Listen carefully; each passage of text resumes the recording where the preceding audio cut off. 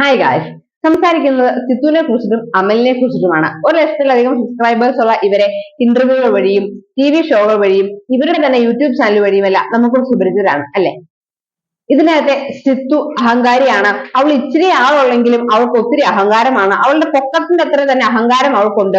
ഇവളൊക്കെ ഇങ്ങനെ ആക്കിയത് നമ്മൾ തന്നെയാണ്, കഷ്ടം തന്നെ, ഇവൾ എന്തൊരു അഹങ്കാരിയാണ്. ഇങ്ങനെ പലവിധ കമന്റുകളാണ് ഈയിടെ ഇവർ പങ്കുവച്ച ഒരു വീഡിയോയുടെ താഴെ വന്നുകൊണ്ടിരിക്കുന്നത്. വീഡിയോ എന്ന് പറയുന്നത് സിത്തു ഉത്സവപ്പറമ്പിൽ എങ്ങാണ്ട് നിന്ന് കടല തിന്നുകൊണ്ടിരിക്കുകയാണ്. ആ കടല എനിക്ക് തരാമെന്ന് ഹസ്ബൻഡ് ചോദിക്കുമ്പോൾ ഇത് എന്റെ പൈസ കൊടുത്ത് ഞാൻ മേടിച്ചതാണ് എന്ന് പറഞ്ഞ് തിരിഞ്ഞു നടന്നു പോവുകയാണ്. ഇതാണ് ഒരു റീൽ എന്ന് പറയുന്നത്.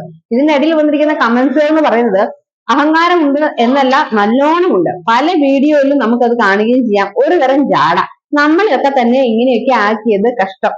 ഇങ്ങനെ ഈ കുട്ടിക്ക് എപ്പോഴും പുച്ഛഭാവമാണ്, കാണാൻ ഇച്ചിരിയേ ഉള്ളൂ, എന്റെ കാശിന് വാങ്ങിയതല്ലെന്ന് പൊക്കത്തിന്റെ അത്രയും അഹങ്കാരമുണ്ട്, ഭർത്താവിനോട് അല്പം കൂടെ സ്നേഹത്തോടെ സംസാരിക്കാം. ഇങ്ങനെ പലവിധ നെഗറ്റീവ് കമന്റുകളാണ് വന്നുകൊണ്ടിരിക്കുന്നത്. അഹങ്കാരം ഉണ്ടോ ഇല്ലയോ എന്നുള്ളത് നമുക്ക് പിന്നീട് സംസാരിക്കാം. പക്ഷെ ഹസ്ബൻഡിനോട് റെസ്പെക്ട് കാണിച്ചു, അല്ലെങ്കിൽ ഇത് എന്റെ പൈസ കൊണ്ട് വാങ്ങിച്ചതാണെന്നൊന്നും പറയാതിരിക്കുമോ എന്നൊക്കെ പറയുന്നതിനോട് എനിക്ക് യോജിപ്പില്ല.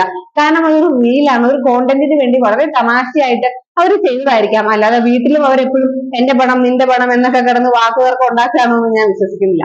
പിന്നെ അഹങ്കാരം, അത് നമുക്ക് ഇവരുടെ ബാക്കിയുള്ള കുറച്ച് വീഡിയോകളുടെ ക്ലിപ്സ് കൂടെ കണ്ടിട്ട് തീരുമാനിക്കാം. ഉരുളക്കിഴങ്ങ് ഉടച്ചിട്ട് അതിൽ പച്ചമുളകൊക്കെ ഇട്ടിട്ടുള്ള കറിയല്ലേ. പിന്നെ എന്താണ്,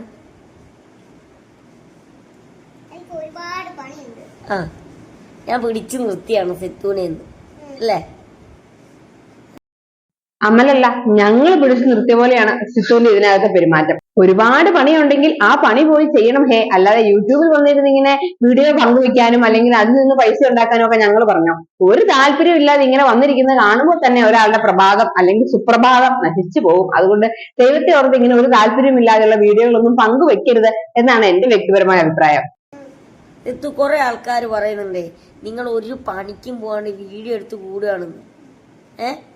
ഇവർക്കൊന്നും അറിയില്ല നമ്മുടെ യഥാർത്ഥ ജോലിയും കാര്യങ്ങളൊന്നും അല്ലേ. ഇപ്പൊ ഞങ്ങൾക്ക് എറണാകുളത്ത് ഒരു ഹോസ്റ്റലുണ്ട്. ഈ വീഡിയോ കാണുമ്പോൾ തന്നെ അറിയാം ആ പെൺകുച്ചിന് ഇതിനകത്തൊന്നും ഒരു താല്പര്യവും ഇല്ല. ആ പയ്യൻ അല്ലെങ്കിൽ അമൽ ഇങ്ങനെ ചോദ്യങ്ങൾ ചോദിക്കുന്നതിന്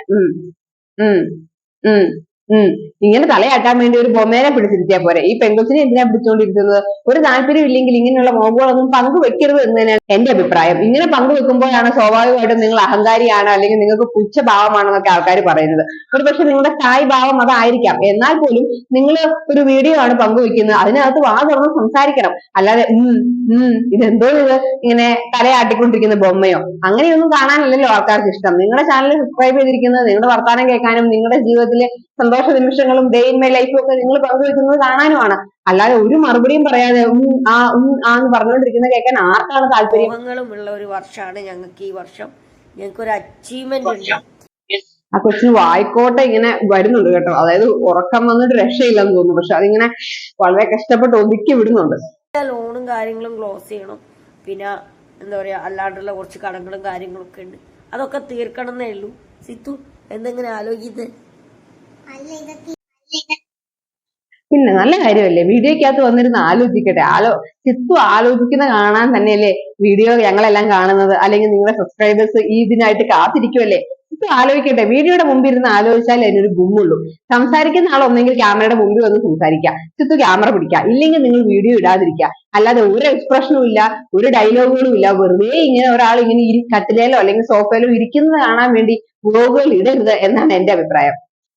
ഇതുകൊണ്ട് ഇനി ഇടയ്ക്കിടയ്ക്ക് ഇവര് 3 മിനിറ്റ് 4 മിനിറ്റ് ഇടുന്ന വീഡിയോകളൊക്കെ ഇടാറുണ്ട് കേട്ടോ. Cooking, day in my life അല്ലെങ്കിൽ മോർണിംഗ് ലൈഫ് എന്നൊക്കെ പറഞ്ഞിട്ട് അതിലെ ഒരു ചെറിയ വീഡിയോ നമുക്കൊന്ന് കാണാം.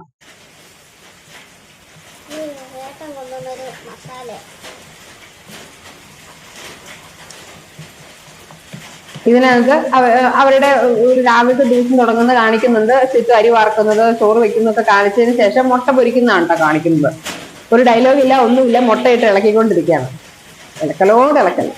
മുട്ട പൊരിക്കാൻ ഇവിടെ ഈ മലയാളികൾക്ക് ആർക്കും അറിയില്ലല്ലോ, അതുകൊണ്ട് ചിലപ്പോൾ കാണിക്കുന്നതായിരിക്കും. എന്നാലും എന്തെങ്കിലും ഒരു വർത്താനം പറയടേ, വെറുതെ നീ ഇളക്കിക്കൊണ്ടിരിക്കാതെ. ഏകദേശം 1-2 മിനിറ്റോളം ഈ മുട്ട ഇളക്കൽ കണ്ടുകൊണ്ടിരിക്കുകയാണ് കേട്ടോ.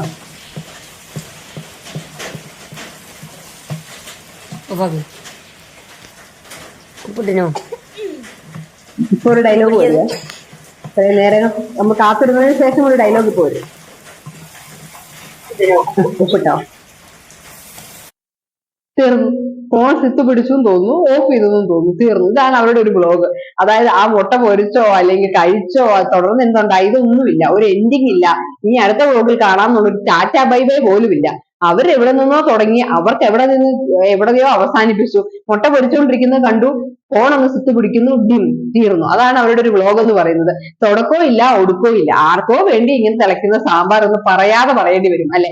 ഇതൊക്കെയാണ് പറയുന്നത്. ഒരു വ്ലോഗ് ചെയ്യുന്നുണ്ടെങ്കിൽ അല്ലെങ്കിൽ ഒരു വീഡിയോ ചെയ്യുന്നുണ്ടെങ്കിൽ നിങ്ങളെ ആൾക്കാരെ സ്നേഹിക്കുന്ന, നിങ്ങളെ സബ്സ്ക്രൈബ് ചെയ്തിരിക്കുന്ന ആൾക്കാരോടൊരു മിനിമം ഉത്തരവാദിത്തം പുലർത്തണം എന്നാണ് എന്റെ അഭിപ്രായം. അല്ലാതെ എവിടെ നിന്നോ തുടങ്ങി ചുമ്മാ എവിടേക്കോ കുറെ ഡയലോഗുകളും ഇല്ല, ഒന്നുമില്ല, കുറെ മുട്ട ഇളക്കുന്ന കാണിച്ചു, കുറെ അരി വറക്കുന്ന കാണിച്ചു, പിന്നെ അങ്ങ് നിർത്തി.